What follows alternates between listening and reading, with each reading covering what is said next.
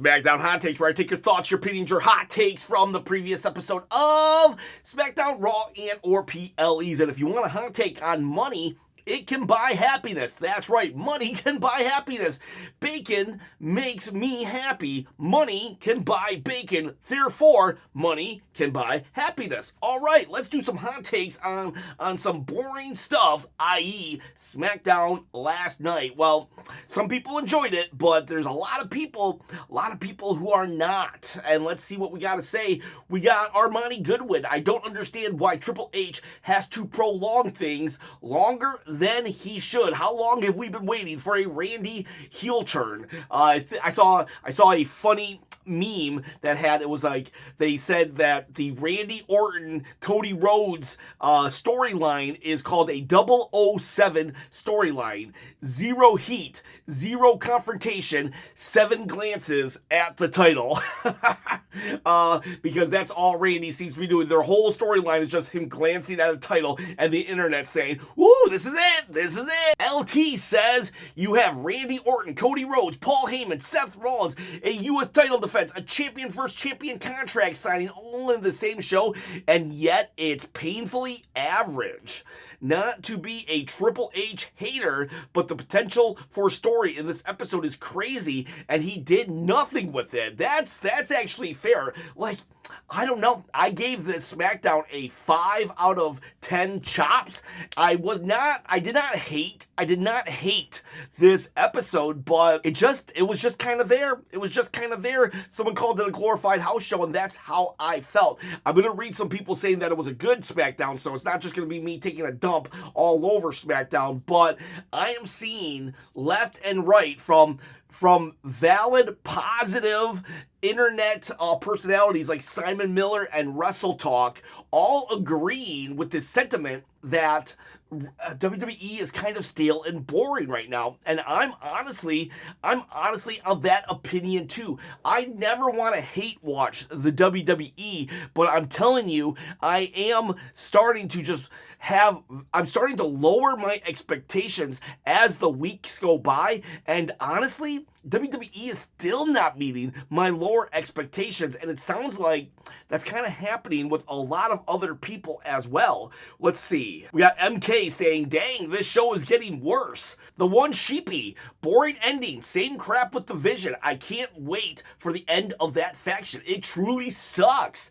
Now, I don't think the Vision truly sucks, but I will say that we've had 3 months minus one Asuka Rhea main event, 3 months of the same main event over and over again, with just replacing either LA Knight with Jimmy Uso or Jimmy Uso with Jey Uso or any combination of the three, and now they just bring it over to SmackDown. And while, yeah, it was kind of fresh to see it with Cody and Randy, the problem is we just had 3 months of those two just always in that main event spot, and I want those two to actually raise up, but not just to be the Raw main event team. You know, it's just weird. It's weird how they're giving us what we want, but at the same time, Triple H makes it boring and dull, because I'm like, where's Cody Rhodes? He's not showing up. And then when Cody does show up, it's still lame and boring. What did Cody really do? It's like, okay, you did a crossroads. That's all Cody seems to do. That is not furthering an angle. Him getting his finisher move on someone is not furthering an angle. When Stone Cold would do his stunner, it was at the end of all his trash talk of him pouring beer, driving a Zamboni to the ring and beating people up, and then he does the stunner. It was at the end of a beer truck, a beer bath, and then a bunch of stunners. There was just like so much more than I got you in my move, and that's it. That's all it seems that wrestlers do to each other nowadays, and that constitutes as a storyline. How are we going to write this feud?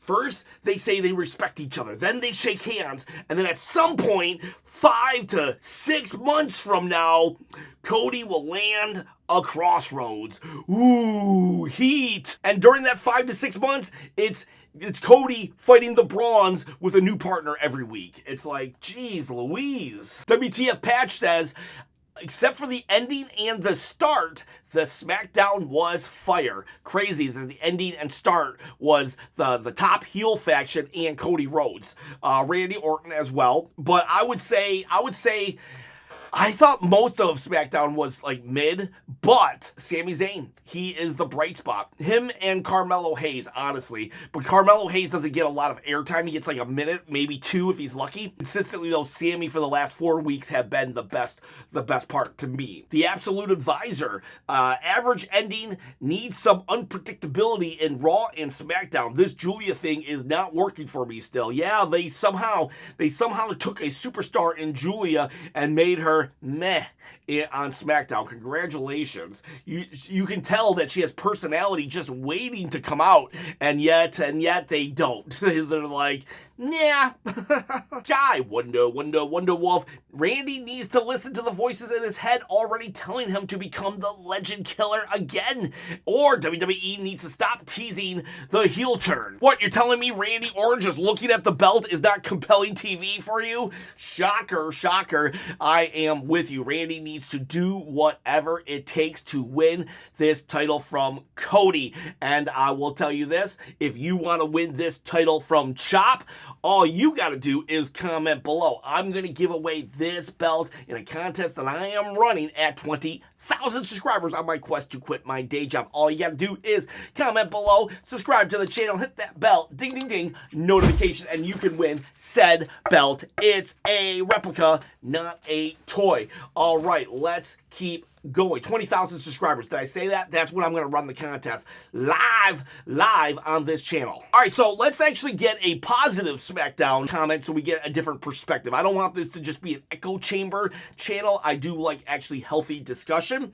We got Jessica Nuns. I have to disagree. I liked this episode of SmackDown. I feel like the story with The Miz and Mello finally is taking a good turn. Aleister Black and Sami was a good match with a building for Damian and Aleister at the end. I can't wait to see Solo and his crew do what they're going to do. The contract signing was blah, so it seems like this person, they're willing to call out blah things as well. And then compared to previous SmackDowns where stories were not being built, this one did have some story progression. Of course, Randy is also a pleasure to watch on TV, so that was the highlight for me. So there you go. There are people that enjoyed this SmackDown. And again, I did not hate this SmackDown. I just did not thoroughly enjoy it. But what I liked about this comment, and I actually responded back, is that this person actually disagreed with my assessment of SmackDown, but at no point did she come at me like I was the worst thing ever. And I feel the same.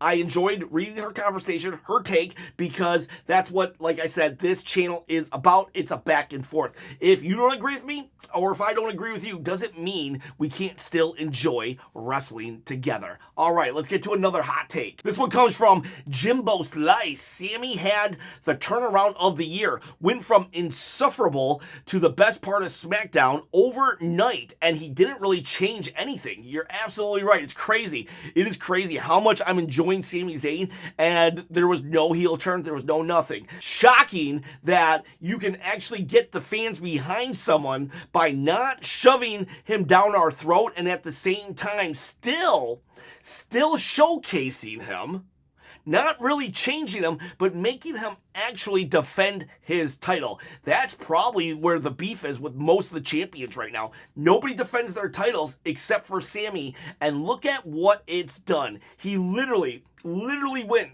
from just everybody ragging on him to he's the best part of SmackDown. And I'm one of them. I'm thinking of I did a Sami Zayn problem video like 2 or 3 weeks ago. I'm thinking of doing the Sami Zayn solution now. And if they applied that solution to everybody else, boy howdy. I'm not saying we have to have Cody wrestle every week, but I am saying Cody does have to kind of show up. Speaking of which, Alfonso Passion says, I don't know why a lot of people are trashing on Cody. I know he said he will always be there, but went to film a movie, but at least it was for a very short term. Don't compare him to Brock. He's a good champion for the times we are in now. See, that's the problem. First off, I don't like the times that we are in now. I think that the times that we are in now are solely lacking heat, storylines, all these things. So, okay, fine. If he's a good champion for the boring era, well, maybe you got a point. And I'm not comparing him to Brock Lesnar and Alfonso Passion. I'm not trying to attack you. I just get really passionate. So if I come across like I'm attacking you, Alfonso, or anyone, that's not it. That's just me talking. That's just me talking. I don't have scripts. I just go and I just get passionate. I just get hyper. I drink a lot of Red Bull and stuff. So it's just like, this is just how I talk and conversate. So there's no heat between you and I. As Cody Rhodes would say, Alfonso Passion, I respect you. But I am not comparing him to Brock Lesnar. I'm comparing him to John Cena.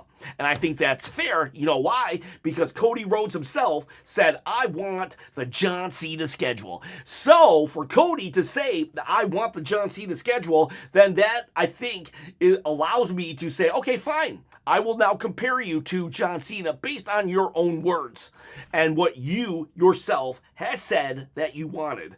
And on top of that, you even say it. I know he said he was always going to be there, but he just went. No. If he said, I am always going to be there, but there is no but. You can't be like, I know, I said I was going to pay you $1,000, but here's $100.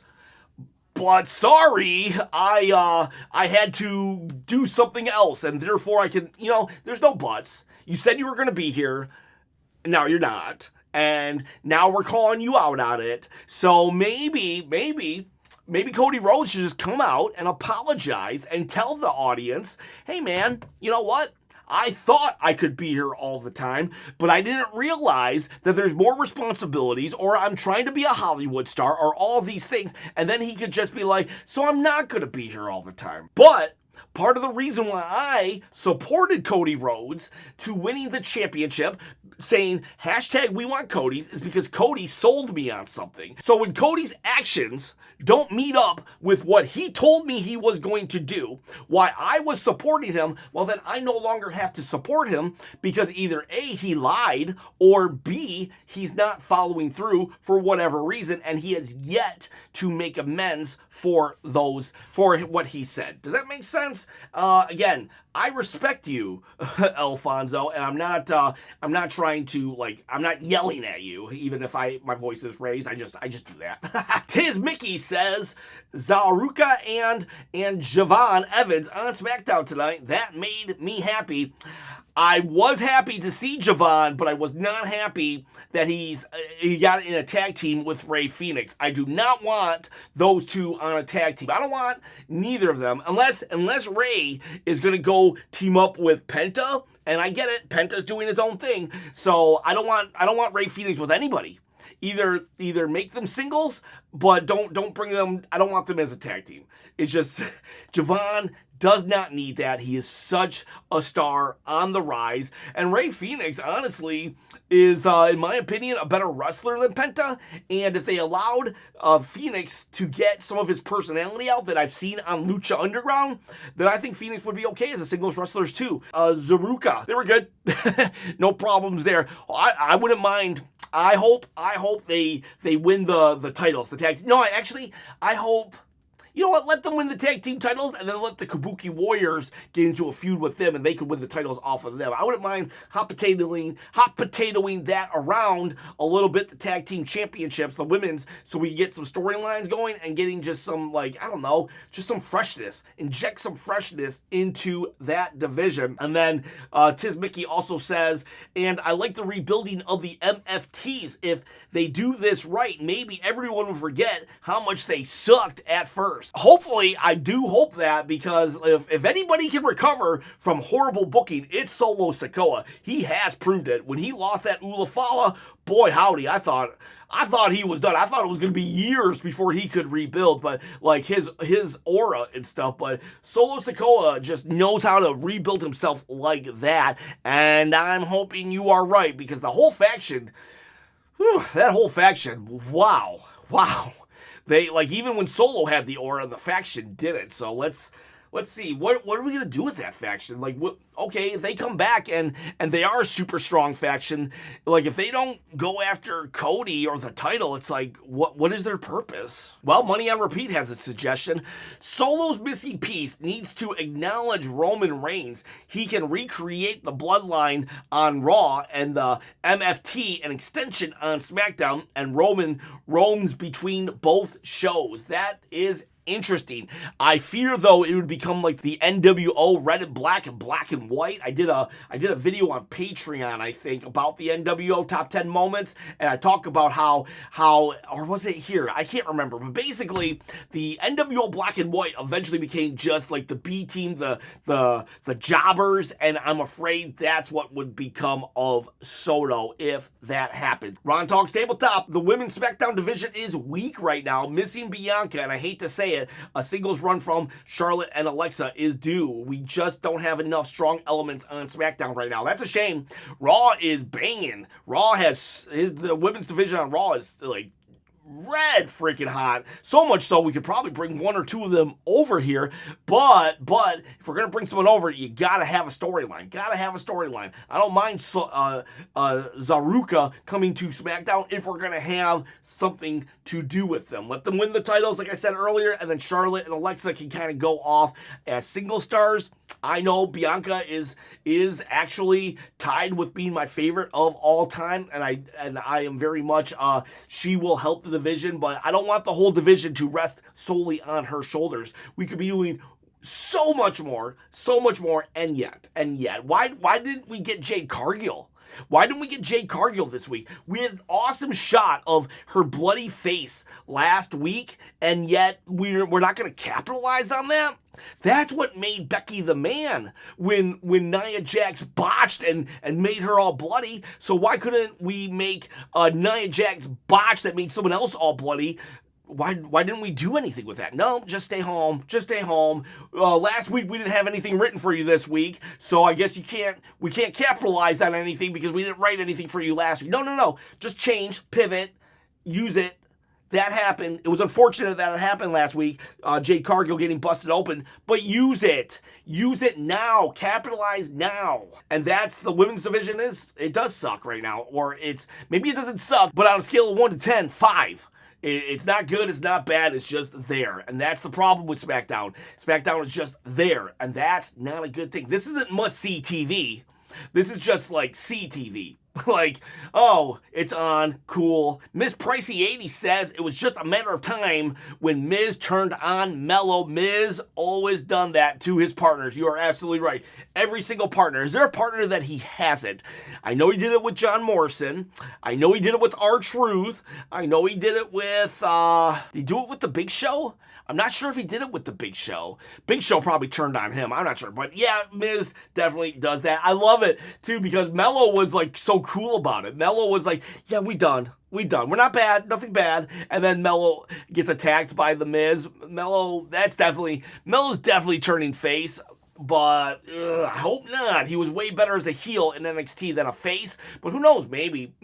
But I do have hope that the fact that Mello came back out for a second challenge at Sami, maybe Mello is the final boss of this U.S. title championship run, and that he will actually dethrone Sami. The fact that he came out, so maybe Mello has to take a side quest to fight The Miz in a. Hey, that's a good program for Carmelo. Miz is an all-timer. So Mello could win that and then come back to Sami, dethrone Sami. There you go. You put over some young talent. Alfonso Passion says, Rey Fenix is such a good wrestler. I don't know why we don't feature him more. 100%. He has a good personality, too. We need to figure out a way to showcase that. Frank Oakley III says, hot take, you're going to have an awesome birthday, Chop. If I remember from a stream, we share the same birthday. Oh, cool. Frank, I didn't realize that we're on the same birthday. Yeah, Crown Jewel. This This Saturday, Crown Jewel is my birthday, and he also says, if you like Christmas movies, go check mine out in theaters in November. All right, so here's a link to it. So Frank Oakley III is in a Christmas movie. So I'll tell you what, let me put that in the first comment. Let's put that in the first comment. And if you guys want to go, if you gals want to go check out a Christmas movie that is starring Frank Oakley III, well, that'll be the first comment. I'll pin it. And thank you for sharing that. Thank you for sharing that with me, Frank. I hope it's a huge success. And if you stop on the stream on Saturday, I will wish you and sing you a very happy birthday. Edward O'Banner says WWE should repackage Charlotte and Alexa as social media influencers. That's actually not a bad idea. I wonder, though, if their gimmick has if they've been around too long to do that. But that would definitely be a good gimmick for someone in NXT. But if we gave it to Charlotte and Alexa, I could see that working as well. Chad Isaac, another paint by numbers basic episode. The missionary of wrestling. Remember, he's going off that Roman Reigns promo every day. John Cena promo is like missionary every night. FMJ, at first I was not a fan of Sami winning the belt, but it's growing on me with these open challenges. Still wish they would have built up Solo, though, because these videos do nothing for me. I don't mind the Solo videos. We'll see. They're fine to me at least. But I'm with you as well. I did not want Sami to win. I did not like how he beat Solo and buried him, but I am enjoying the Sami run. Major Mario, yay! Another I Respect You feud for Tiffany Stratton. So boring. And what are they doing with Julia anyway? I loved her back in NXT when she came on Raw with Roxanne. I really thought they were going to do something special with her, but they just fumbled. It's crazy how they can fumble and yet still give you a belt. And you're right, another Tiffany Stratton feud. How many feuds has she had where it's just respect? Her and Jade Cargill, just respect. Her and Trish Stratus, just respect. Her and Stephanie Vakir, just respect. And only with Charlotte was there any heat. And it had to get real in order for that heat to really, really come out. Yeah, Tiffany's like, God, what... Her title reign sucks, in my opinion. It sucks, in my opinion. I mean, yeah, I guess on paper, she has a good win-loss record, but when it comes to just, like, memorable storyline-wise, yeah, no, I respect you. Carmichael says, Booker on commentary is just amazing, man. I hope he stays. I kind of wish he would go wherever Stephanie Vakir was, because him doing a Stephanie match is the best, but I am with you. I love Booker T. Shucky, quack, quack. Million M. Matthew, chop. Don't quit your day job to do WWE content. The company is dying. Oh, ouch. I know, he wasn't I didn't feel any kind of like, I don't think he was attacking me. I think he was saying, dude, WWE's dying. What are you going to do for your bills? You know, I'll be honest with you. That thought has crossed my mind. I don't know. I'll just start doing... This will become an AEW channel at that point then, because I need to talk wrestling full time, baby. Longneck says, another Super Sami. Yeah, but I don't know. I like it now. I like it like this. Just in this little box, Sami Zayn, it's working. Maybe because he's not on the mic just saying how much of an underdog he is. I don't know what it is, but it is working for me right now. Donatello Leonardo says, after seeing Kit Wilson's new character, I'm convinced that he needs to become some sort of assistant GM on SmackDown. If not the GM. In my opinion, the GM usually needs to be a heel because it nerfs the powerhouse baby faces without making them look bad. Give him a couple of meathead heels as bodyguards and he would be perfect. You are absolutely right.